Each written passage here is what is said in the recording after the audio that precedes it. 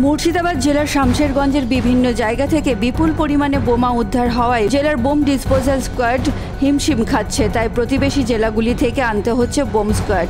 গতকাল শামশেরগঞ্জের মালাঞ্চার বোমগুলি নিষ্ক্রিয় করতে মালদা জেলার বোম ডিসপোজাল স্কোয়াড আনা হয়েছে। কখনো বা ডাক পড়ে নদিয়া বা বীরভূম জেলার ইউনিটের।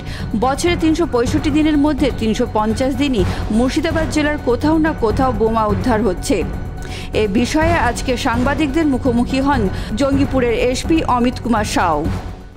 আমরা এই একটা কম্বিনেন্স সার্চিং রেগুলারলি অপারেশন করাচ্ছি। কিছু কিছু জায়গায় আমাদের থেকে ইনপুট আসছে কি এখানে বম রাখা আছে, এমনি প্রিভিয়াস প্রেসিডেন্স আছে শামশেরগঞ্জের এইসব এলাকাতে। তো আমরা এখন ডগ স্কোয়াডও আনিয়েছি আর বিভিন্ন টিম দিয়ে আমরা সার্চিং অ্যান্ড কম্বিং অপারেশন করাচ্ছি। রিসেন্টলি আমাদের কিছু ভালো পজিটিভ ডেভেলপমেন্ট হয়েছে, আপনারা দেখতে পাচ্ছেন 3 দিন ধরে আমরা অপারেশন করছি আর কিছু কিছু বম বিভিন্ন জায়গা থেকে আমরা পেয়েছি। যেরকম আমাদের বাবুপুর থেকে আজকে পাওয়া গেছে আর 3 পাকুড়িয়া জিপিতে পাওয়া গেছিলো কালকে। তো এরকম বিভিন্ন আমরা অপারেশন করছি।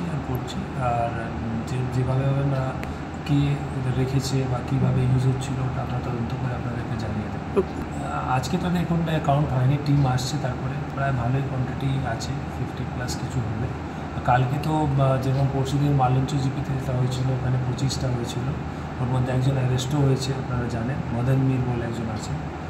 আর তারপরে কালকে হয়েছিল চাচন্ডা জিপিতে, আলমশাহিতে গ্রামে হয়েছিল, চাচন্ডা জিপিতে ওখানে ওইদিকেও হয়েছিল। তো প্রায় 18খানা আর এক জায়গায় 3খানা এরকম ক্রুড বম আমরা পেয়েছি।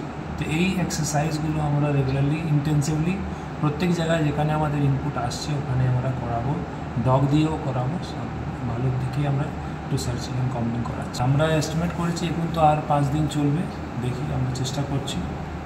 একটু তো মানে ইনফ্রাস্ট্রাকচারাল একটু রেস্ট্রিক্ট থাকে, ডগেরও একটা লিমিট থাকে। তো ওইভাবে আমরা এই এক্সারসাইজটা কিন্তু রেগুলার থাকবে, এটা আপনাদেরকে আমি ইনশিওর করছি।